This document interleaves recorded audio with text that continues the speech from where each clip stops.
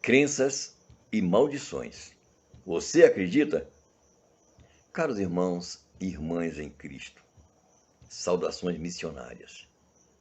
Eu sou o Frei Mário Oliveira, da Missão Franciscana Independente. E este é o nosso Papo de Fradinho começando.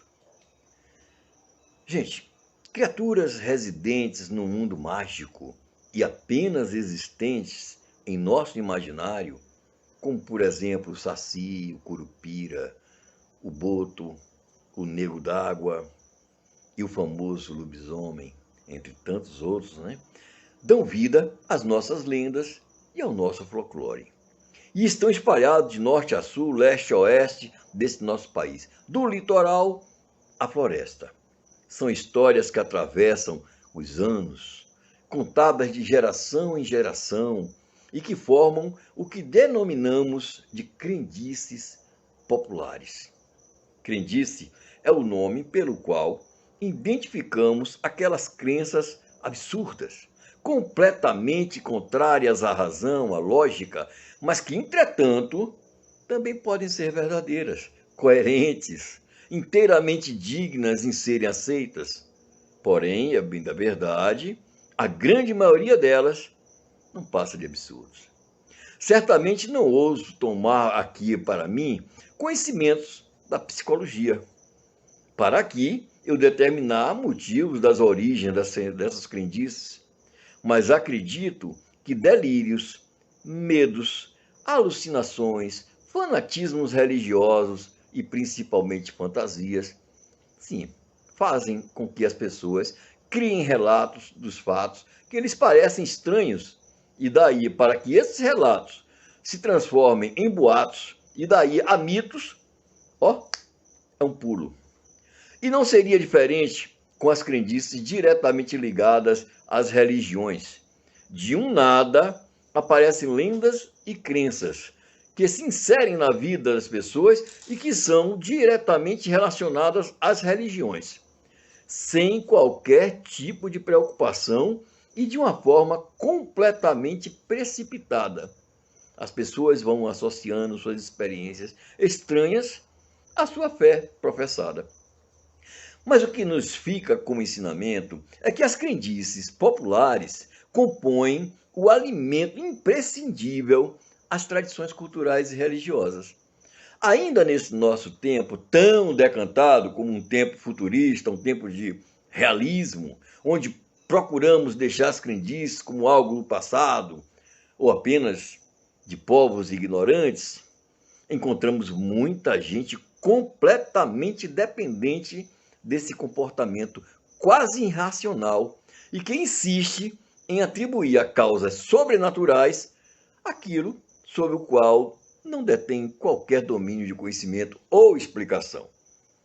Algumas dessas superstições, ou quem disse, são expressas por gestos como o de bater os nós nos dedos 3 vezes contra a madeira após termos um arrepio, ou de agregar ao próprio corpo amuletos como um pé de coelho ou as famosas fitinhas do Bonfim aqui na Bahia, como elementos de captação de sorte ou realizações de desejos. Ou ainda outras coisas que são inteiramente nascidas do seio das religiões, como, por exemplo, a que nos fala que nas noites de quinta-feira para sexta-feira, uma mulher se transforma numa mula sem cabeça, da qual sai fogo pelas ventas. Pela crença, mulheres como essa se veem condenadas a esta maldição após terem se relacionado sexualmente com padres católicos, os quais fizeram votos de castidade. Desta maneira, essa maldição é um grave castigo a essas mulheres, pelo pecado que elas cometeram.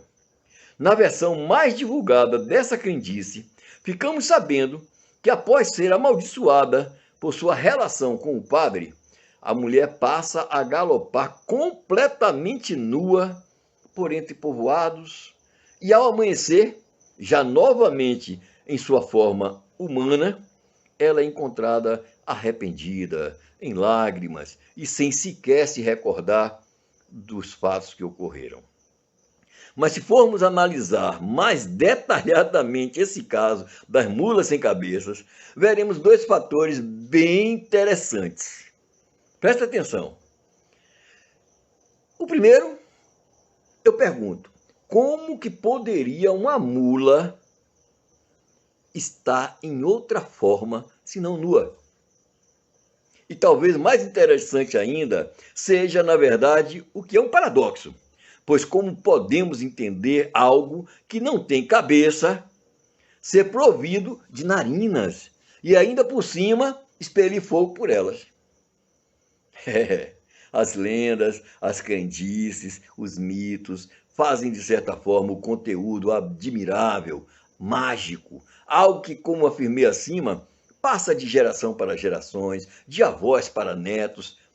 O certo é que, em se tratando de crenças populares, o mais importante nelas é acreditar que são apenas lendas e que, como tais, alimentam apenas o nosso imaginário, nos tornando mais humanos, mais intimamente socializantes. Mas o que não devemos nos esquecer jamais é que a nossa verdadeira proteção se encontra e sempre se encontrará unicamente no nosso Senhor Jesus Cristo. Então, até o nosso próximo vídeo e não se esqueça, dá seu like, se inscreva, comente, toque no sininho. Isso além de fazer com que o nosso canal cresça dentro do YouTube, evita que a mula sem cabeça lhe pegue numa noite de quinta-feira. Ok? Até lá, paz e bem.